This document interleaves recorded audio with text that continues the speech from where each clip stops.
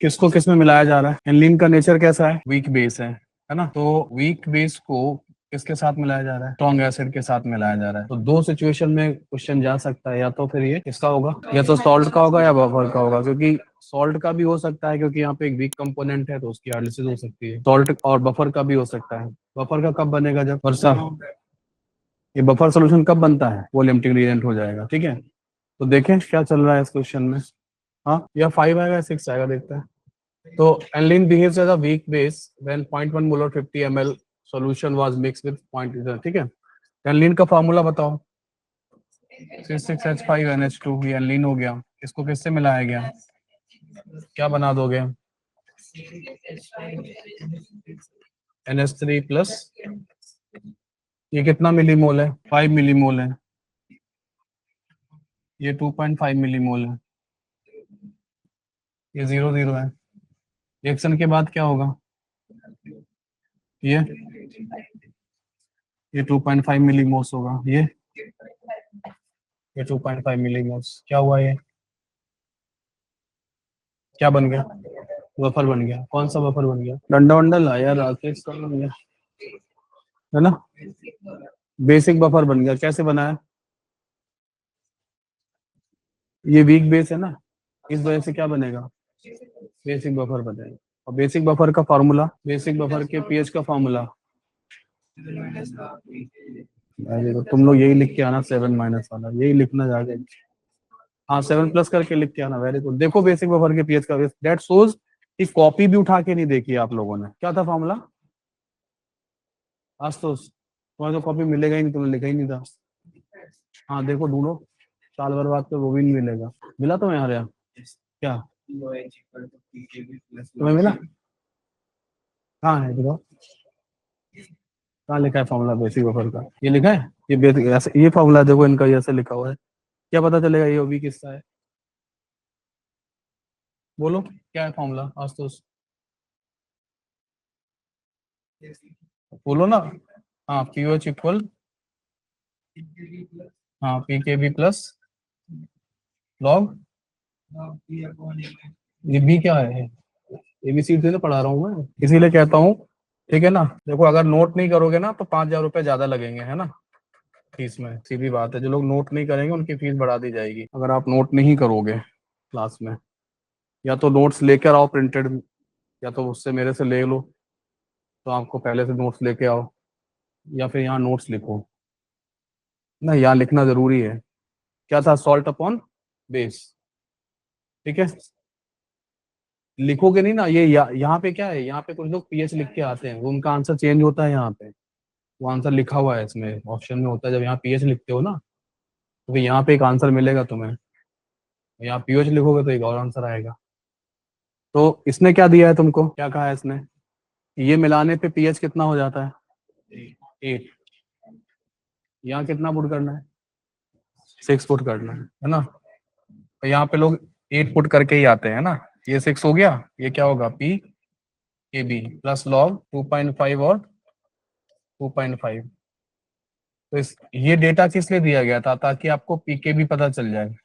कितने percent neutralisation हुआ था यहाँ? नहीं आ रहा समझ में, कितने परसेंट न्यूट्रलाइजेशन हुआ है?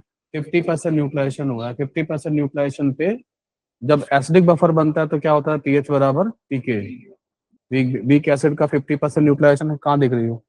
वीक एसिड का जब 50% न्यूट्रलाइजेशन होता है तो क्या होगा? तो पीएच बराबर क्या होता है? पीके। और वीक बेस का जब 50% तो पीओएच बराबर पीके भी होता है।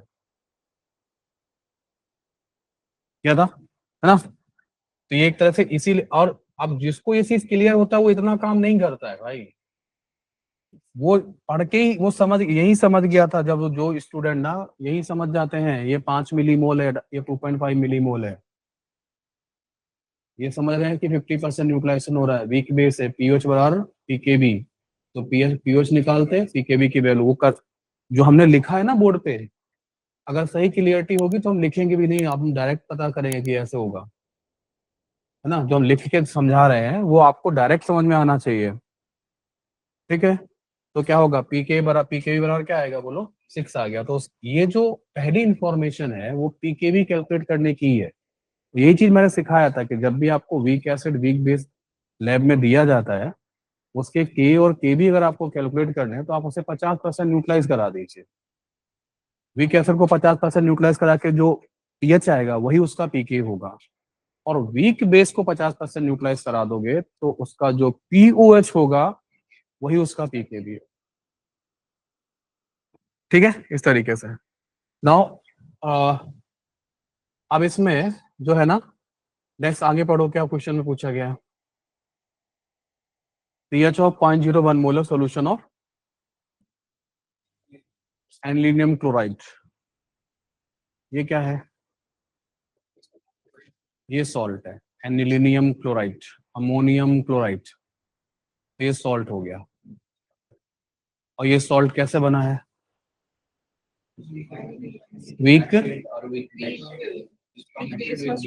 हाँ वीक बेस और स्ट्रॉन्ग एसिड।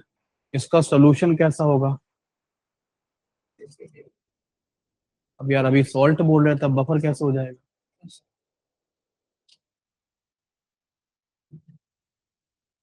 क्या होगा ये? अमोनियम क्लोराइड का कैसा होगा सोल्यूशन?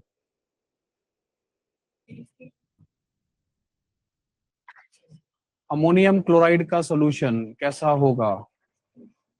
उसमें क्या क्या मिला है? वीक बेस और स्ट्रॉन्ग एसिड। हाँ तो क्या होगा, कैसे बनाओगे? वीक कंपोनेंट से क्या आया?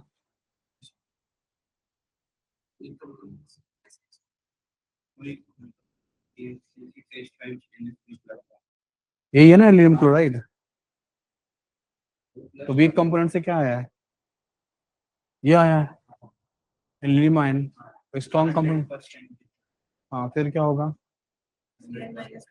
सीएनएस हाइड्रोलिसिस नहीं होगा, फिर किसका होगा? कैटायन का होगा, कैटायनिक हाइड्रोलिसिस होगी। Cationic hydrolysis solution slightly acidic होता है। तो पीएच का फॉर्मूला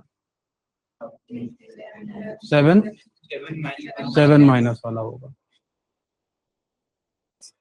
ये टफ है? ये टफ नहीं है, आपने रिवाइज ही नहीं करा, आप रिवाइज ही नहीं कर रहे हो। अरे मैं धीमे धीमे बहुत फोकस, यार तुम गलत कर रहे हो, मैं बहुत सीरियस आदमी हूँ काम को लेके, है ना, मैं जान ले लूंगा क्लास में। तुम लोग ये मत सोचो, मतलब है ना।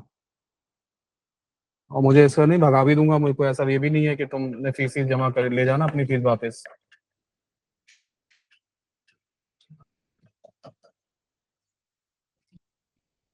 है ना।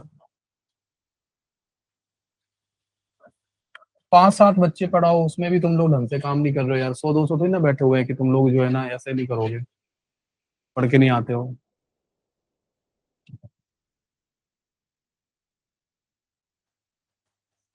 7 माइनस पी के भी कितना होगा? 6 आ चुका है। लॉग कितना था? सी।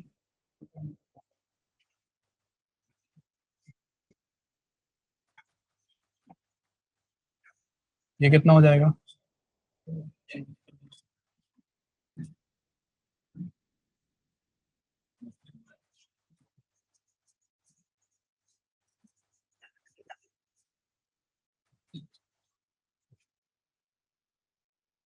ठीक है, अब यहाँ पे एक बार 8 रख के देखो फिर आंसर देखो क्या आ रहा है।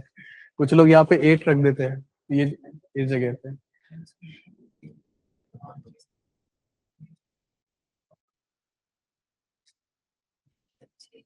हाँ,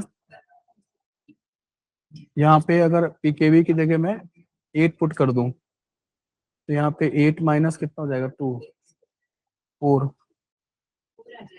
4/2। तो नहीं, यहाँ पे नहीं, वहां पे अगर 8 करूंगा तो 6 आ जाएगा, 4 आएगा उसमें, पीएच क्वेश्चन में 5 की जगह 4 आ जाएगा। ठीक है, आ गया समझ में? पक्का है ना? सही क्वेश्चन। अब इसमें आप बता दो, इसमें ऐसा क्या था? अगर सीखने लायक तो बहुत कुछ है, अगर आप वास्तव में करते तो आप सीखते कि हाँ इसमें क्या चल रहा है। अटेम्प्ट करते तो आपको सीखने को मिलता है इस क्वेश्चन में।